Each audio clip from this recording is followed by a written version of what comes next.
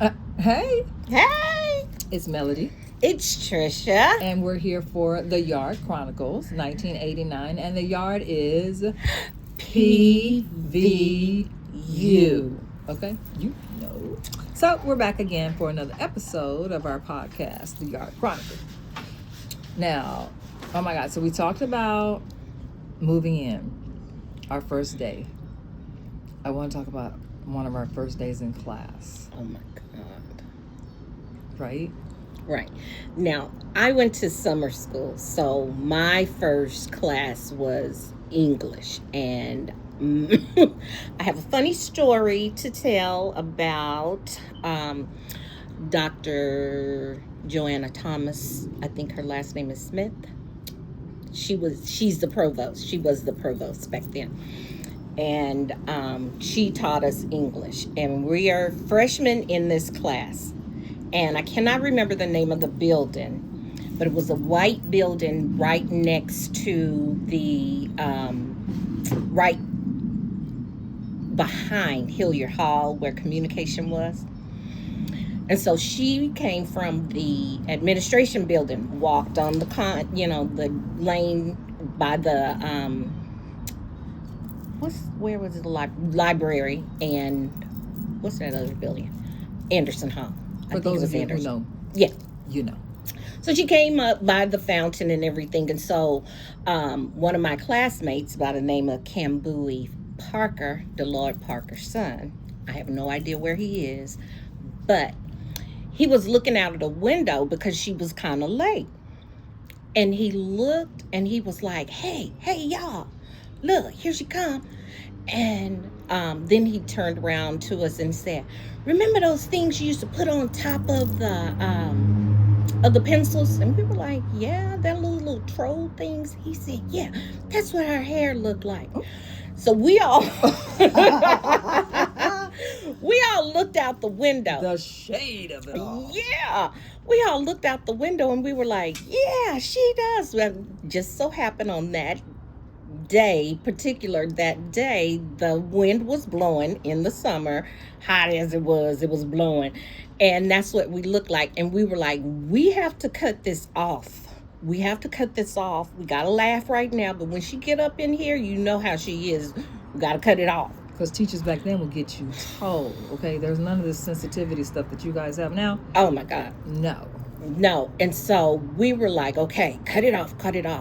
And when she came through that door, I was like, please tell us that we're not having class, because we can't cut this off. This is going to be hilarious. How are we going to stay in here the whole entire class period thinking about that troll thing on top of the pencil and her hair? Looking just like it. Oh my God, that was hilarious. And shout out to Cambui, wherever you are. I still remember that. That was hilarious. Did she end class early? No, absolutely she didn't. Not. She didn't. We had to stay in there and suffer the whole entire time thinking about that, whatever that little troll thing is on top of that pencil. She was like, I might be late, but you guys are going to be here. Right. And we're doing everything. Every now and then he'd do this. And I remember that. That was funny. Yeah. Because, oh my God, I tell these students these days, they have attention span of nothing. Like, you get up, you tell them, hey, like I tell them, I only have one rule. And my one rule is when I'm talking, you don't talk, right? I have told so many of my classes, I don't know how you guys are going to be new grads for anything, because you're talking whether you listen. Like, if I only have one rule and you can't follow that one rule, how are you going to be successful in life? And then I'm like, when we were in school, professors would hurt your feelings or put you out. Or put you out. Baby, there's the door. Right. And since you can't seem to follow what I said, the door is here for you. Right? I'm like, but you guys have a phone. You can text the person next to you, right? I tell them we used to write notes, like pen and paper, pencil and paper. Pass your note. And fold it up and be like, Put it on the edge of the desk and wait for him to pick it up. These kids, sometimes, no disrespect to them, but they act like they're dumb as a sack of rocks and can't hear. Like, right. Dude, don't talk while I'm talking. Yeah. So, oh my God, my first day of, I believe it was algebra, I had Dr. Hawkins, Dr. Frank Hawkins. He was my favorite professor. I love me some Dr. Hawkins, okay? He's a great math teacher. Great. So the first day we're in class is packed. I'm sitting on the front, and he Nerd. writes a whole bunch of stuff, and I'm looking like, Is this how class yeah, gonna be? I was like, oh, maybe I'm not.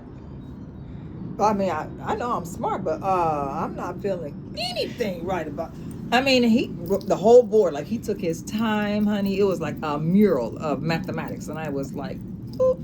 So he said, "Can anybody tell me what this is? How to decipher it, what it means?" And then I looked.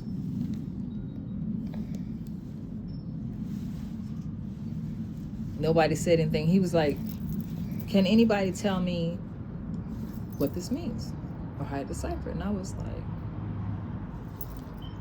and he said, "What's your name?" I said, "Melody Adams." He was like, "Okay, Miss Adams." Back then they talked to you with the same respect that you talk to them. Right. Okay. Even as an 18-year-old. He said, "Okay, Miss Adams, what does it mean?" I said, "I have no idea. None.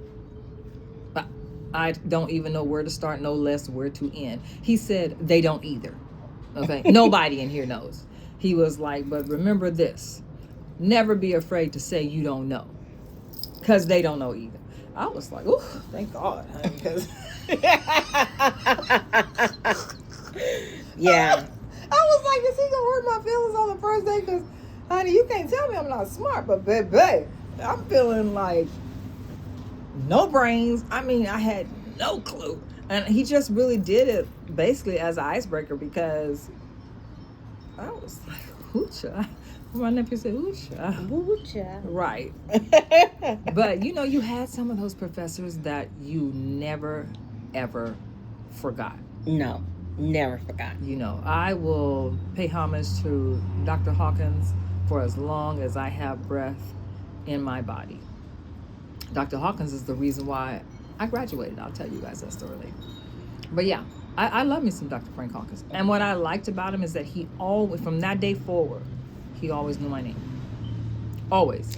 Well, that was the thing about Prairie View, is that you got to know your professors and they got to know you. If you were smart. Right. Well, it wasn't if you were smart No, or because- not, but no. but yes, not smart in the sense of brains, but smart in the sense of Getting to know your because you your had some people who professors. they went to class, they did, but they didn't take the time to get to know their professor. So that's what I mean by if you were smart, because if you don't take the time to get to know your professor, let's say you need something, or you're a point or a half a point away from whatever it is you need. Well, Right. If you knew them, they would call you and be like, "Hey, what do you need in my class? Because it seems like you're struggling." Right. But that's because you knew them and they knew you. Right. And they were more than willing to help you in that sense. They aren't like they are today, because everybody has to have a doctorate and everybody's busy and is in their own world and everything. Back then, you knew where your professors lived and everything. So once again, it was family. It was family. But I don't think it was. I don't think these professors, because I'm a professor. They're not busy. They don't want to. Like I tell all my students, if you need me, I will come early or stay late, because that's what I got at Prairie View. So that's what I give to my students. But not all people are as personable but this is what I'm trying to tell you. Yeah. It has nothing to do with the fact that they're busy, because that's what we're getting paid for, right? But it's the foundation that was laid for me at Prairie View, which is why I treat my students how I was treated. Because I've been to a PWI, okay, and I full well know the difference. I have been to a PWI, and whether they knew my name or not, I was still, They had office hours and help for those others. Thank God I didn't need any, but it wasn't for me anyway. But that was your background. I mean, it was your background of, like, Prairie View set that foundation. That's what I'm telling you. Yeah. So I see how other professors are. They're not trying to. You get it how you get it. Like I tell my students, if you need me, I'm here. If you don't need me, then if you don't need me, don't bother me. I won't bother you. But if you need me, like my chemistry teacher, oh my God, what was his name? Dr. Brown did biology. I'm trying to. Okay. I don't know who taught chemistry. I didn't have to say I see that. his face, but I'm struggling with his name. But anyway, I was struggling in chemistry. Melanie was because she had First of all, what was your major? my original major was nursing. Mm-hmm. But what happened was is that nursing school was like medical school. They had like 60 slots and they had 120 people trying to get into those 60 slots for clinical. Mm-hmm. So, and it was a lottery system. So I didn't make the lottery pick, right? Mm-hmm. So when I went to, do you know, as a freshman, that being said, as a freshman, nursing did not have an advisor. That's true. So I went, because at that time the president lived On campus. the premise, okay? Right where the architecture building is now. So the president had a house. And I wrote a letter and I gave it to the housekeeper and asked her to give it to him because I'm like, undecided majors have a counselor Advisor. or advisor. We have nothing, right? So don't think he didn't call me. It was him, the vice president. Who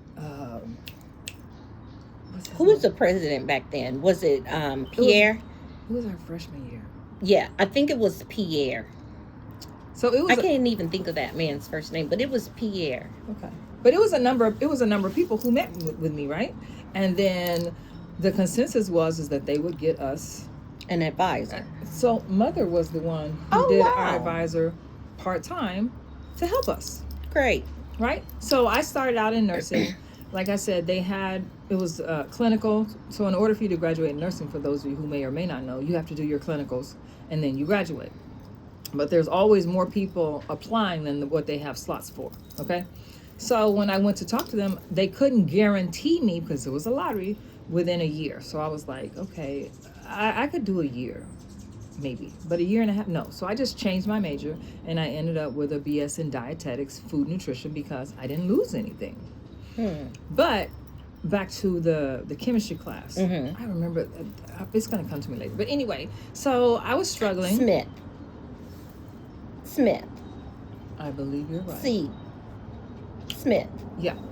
So I had gotten a tutor for his class. And when I tell you my chest was stuck all the way out, I was like... So he was like, Miss Adams, I need to talk to you after class. I was like, okay. So he said, oh, I heard you got a tutor for my class. I'm like, yeah, because I was struggling. I felt like by the time I left the class, I was still on the class before and blah, blah, blah. And he said, you don't need no damn tutor for my class. That's my class. If you need help, you ask me. I'll come early or stay late. You don't get somebody to tutor you for a class they're not teaching. And I was like, huh? Like, huh? I was so thrown off. I'm like, because my chest was out. I was like, I did it on my got me own. a tutor, and I'm about to. I wasn't failing, but I was struggling, And like I said, Melanie had him for honors, so Oh, wow. he knew the difference between the two of us, right? Honey, after that, best better believe I stayed late after class. I got a B, but Wow. I never let it. Yeah, he was serious. And this is exactly what he said. You don't get a tutor for my damn class. Okay? That kind of sounds like him. That's my class. Yeah. You talk to me. I will come early or stay late. And now that I teach, nursing students their prep for the NCLEX, that's exactly how I am. I am on the last day, because it's a 3-day class, I give them my phone number. Other professors are like, you do what? I'm like, I give them my phone number. So if they're struggling, they need some help, some guidance, or what have you, then I can help them. But that's what I got at Prairie View. So that's what I want. That's the opportunity I want my students to have. So, yeah, we thought we would jump on here today and tell you guys about, our first classes and some of our experiences and our wonderful professors that we had at Prairie View. Like Dr. Hawkins, may he rest in peace, is no longer with us. But when I tell you I love me some Dr. Frank Hawkins, don't. Okay. Yeah. Yes. Who was your favorite? I really didn't have a favorite. I had two. Dr. Richardson.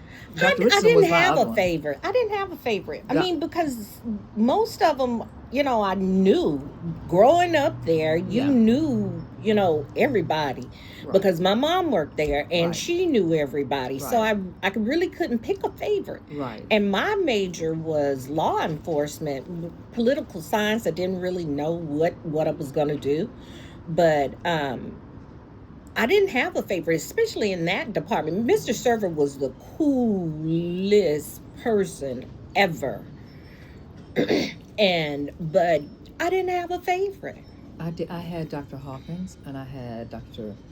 Richardson, Freddie Richardson. Mm-hmm. And the reason, I believe the reason why they're my favorites, although Mommy worked on campus too, Mm-hmm. those were the people who fought for me the hardest and who looked after me the most. Mm-hmm. Mm-hmm. I'll tell you guys about the story of Dr. Richardson and me in grad school. And then we're going to do another podcast. We'll upload it so that I can tell you guys about Nate. Oh my God, that was funniest. Okay? Funniest. We got a story. Ever. Those who know, Nate. you know. Okay? Oh my God. So we appreciate you guys' time today. Thank you for supporting, the Yard Chronicles 1989 89. at PVU. Okay, PV4L. Shout out to us because we're always going to be proud about that purple and gold because when we bleed what?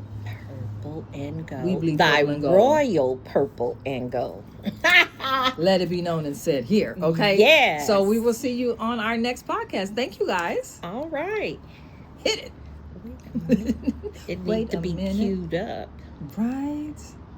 You guys know why we picked this theme song. For those of you who know, you know. Yeah. For those of you who don't, this is the song that the band plays. So And we love it. we love it.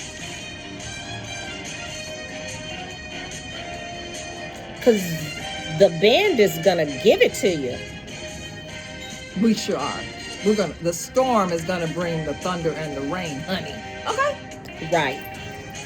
And some lightning and some sound with it. All right.